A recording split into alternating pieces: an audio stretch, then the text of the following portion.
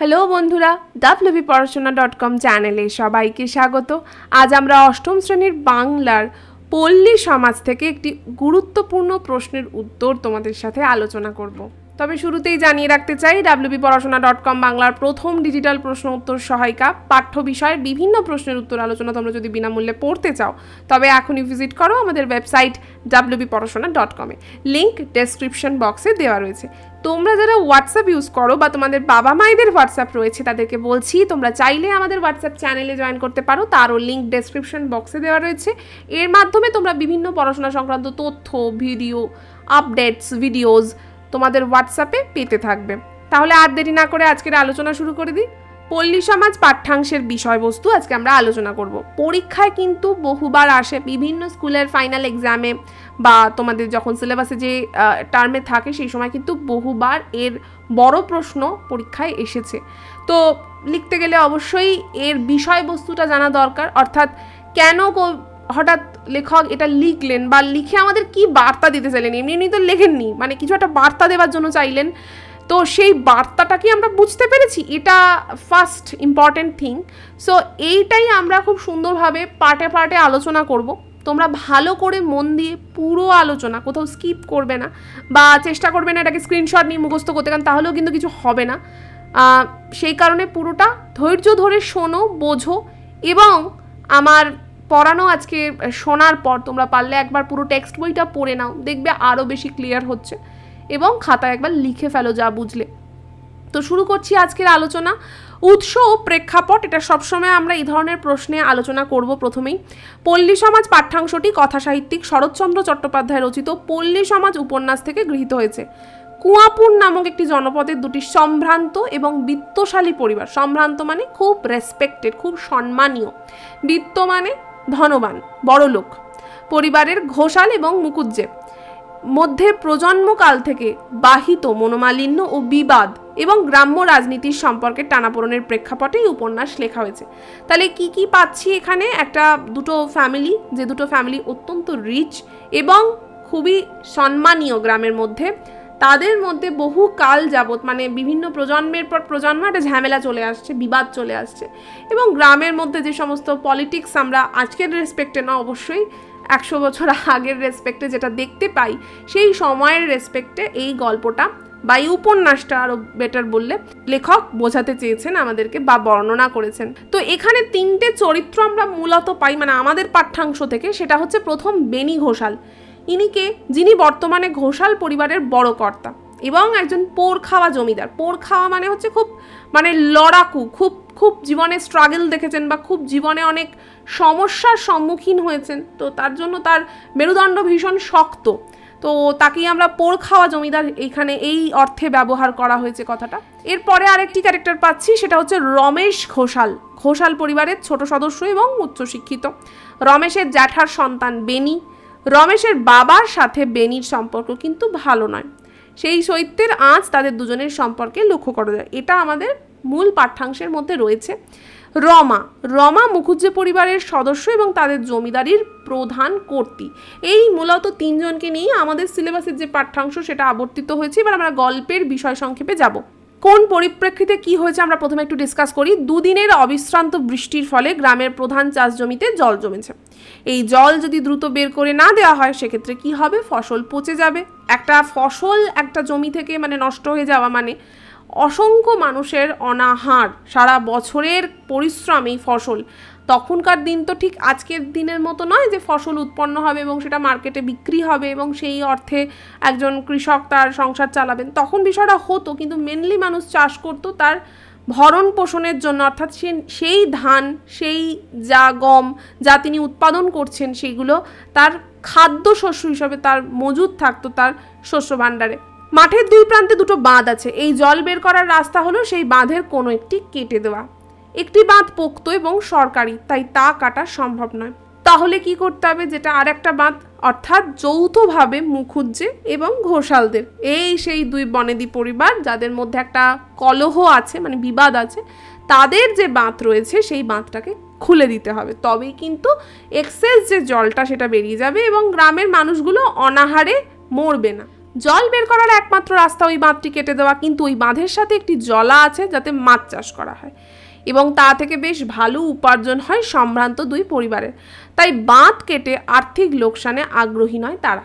যা আজকের দিনে দেখো যে যারা সমাজের মাথা বা সমাজের ওপর তলার মানুষ, তারা সাধারণত, মানে সবার কথা বলবো না অবশ্যই, বহু ভালো মানুষ রয়েছেন, বহু সংবেদনশীল মানুষ রয়েছেন, কিন্তু বেশিরভাগ ক্ষেত্রেই আমরা যে ছবিটা দেখি সেটা হচ্ছে ওই সংবেদনশীলতার অভাব, তার নিজের স্বার্থ বড় লোকেরা সেটাকেই বেশি চরিতার্থ করেন এবং সাধারণ মানুষ, সাধারণ গরিব খেটে খাওয়া মানুষ, তারাই আজ ভুক্তভোগী হয়। এবং এটা আজকের ঘটনা না, এটা একদম মানে বোধহয় যখন থেকে মনুষ্য সমাজ তৈরি হয়েছে সেই সময় থেকেই ছিল।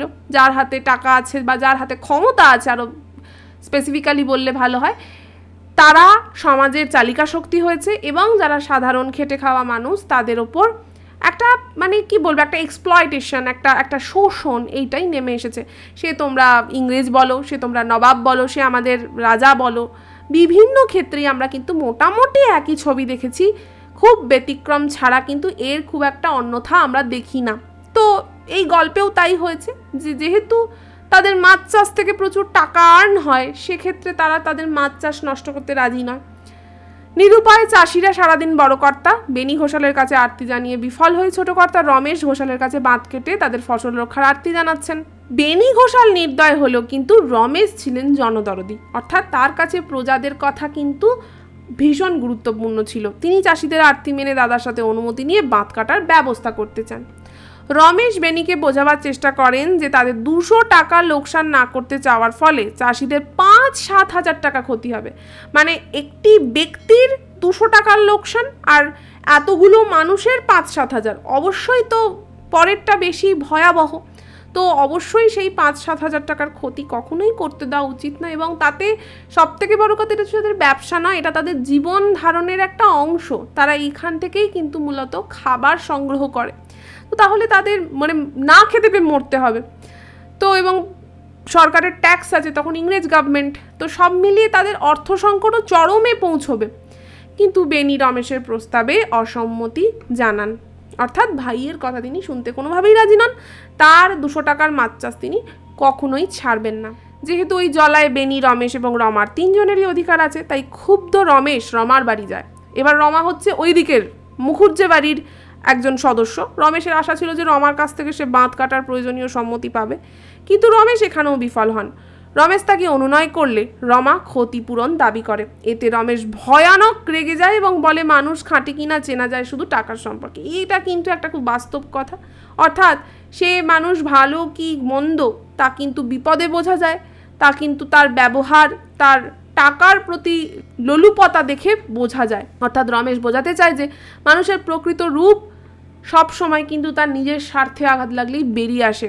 আরও খানিক কথাবার্তার পরে রমেশ রমাকে জানায় যে সে নিশ্চয়ই ক্ষতিপূরণ দিতে পারে, কিন্তু এই কাজের জন্য সে ক্ষতিপূরণ দেবে না। মানে এটা তো টেকনিক্যালি ক্ষতি কারোর হচ্ছে না, একটা বড় জমিদারের 200 টাকা লস আর একটা এতগুলো মানুষ না খেতে পেয়ে মরে যাবে, তাদের যে একটা কষ্ট, দুটো কি সমান হলো?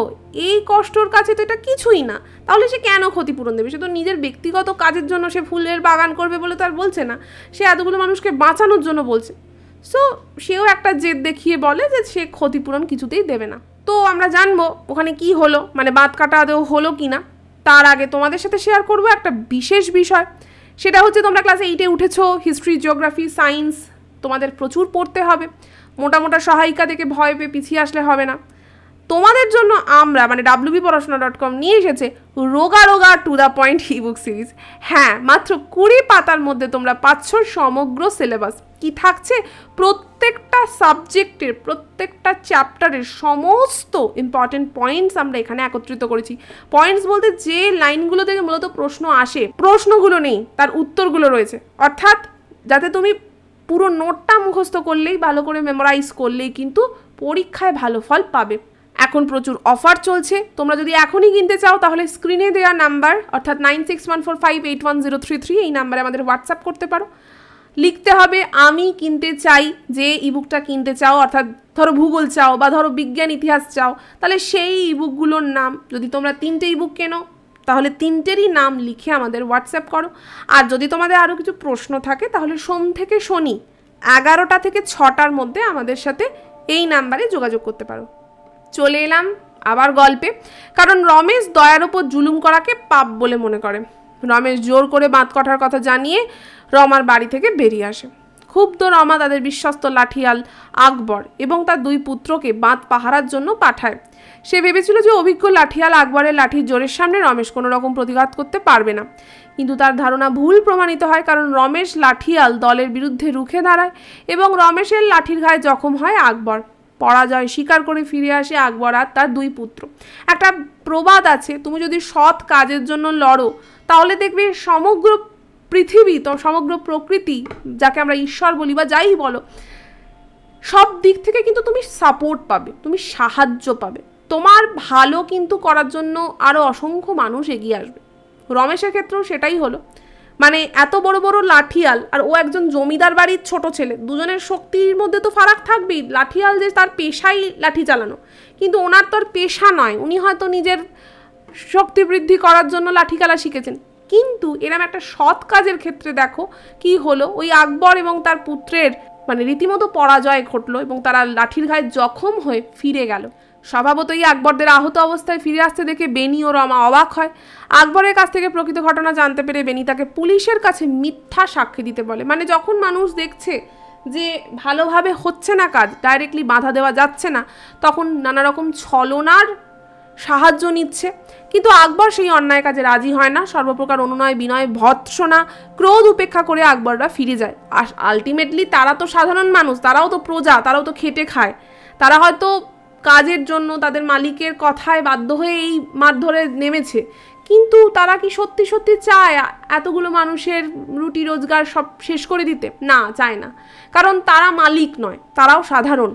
এই ঘটনায় বেনি ভয়ানক ক্রুব্ধ হয়। প্রথমত জলা কাটার জন্য আর্থিক ক্ষতি স্বীকার এবং দ্বিতীয়ত মিথ্যা সাক্ষী দিয়ে রমেশকে জেলের ঘানি টানাতে না পারার দুঃখ তাকে রাগে অন্ধ করে দেয়। মানে ভাবো কতটা হিংসা, একটা মানুষের নিজের স্বার্থের কাছে কিন্তু তার ভ্রাতৃত্বের সম্পর্কও ছোট হয়ে যায়। অপরদিকে রমা এক প্রকার নিশ্চিন্ত হয়, যদিও এই ঘটনার ফলে তার পরাজয় ঘটেছে এবং তাকে অপমানিত হতে হয়েছে, কিন্তু এই নিশ্চিন্ততা কারণ সে নিজে বুঝতে পারছে না। সে রমেশের চারিত্রিক দৃঢ়তা এবং মমতায় আচ্ছন্ন হয়ে যায়। আসলে পল্লী সমাজের যে অংশটুকু তোমাদের কাছে দেওয়া হয়েছে পাঠ্যাংশে, সেইটার মধ্যে হয়তো এই 3 জনের সম্পর্কের আরও কেমিস্ট্রি আছে, আরও নানা দিক আছে, সেগুলো নেই। এটা তোমরা যদি পুরো উপন্যাসটা কখনো ছুটিতে বা কোনো সময় পড়ে ফেলতে পারো, তাহলে বুঝতে পারবে যে রমার অন্য আগের থেকে একটা রাগ ছিল বা একটা ক্ষোভ বা মানসিক দুঃখ ছিল, সেখান থেকেই সে এই ধরনের কাজে লিপ্ত হয়েছিল। তো যাই হোক, আজকের আলোচনা আমরা এখানেই শেষ করছি। কেমন লাগলো আমাদের এই আলোচনা তা আমাদের অবশ্যই কমেন্ট করে জানাবে। ভালো লাগলে লাইক আর শেয়ার করো। তোমরা যারা আমাদের ইউটিউব চ্যানেলটাকে এখনো সাবস্ক্রাইব করোনি তাদেরকে বলছি প্লিজ সাবস্ক্রাইব করে পাশে থাকা বেল আইকনটা প্রেস করে দাও। আবার ফিরে আসবো অন্য কোনো দিন অন্য কোনো পর্ব নিয়ে। ততক্ষণ টাটা, মন দিয়ে পড়াশোনা করো। এখন বিদায়।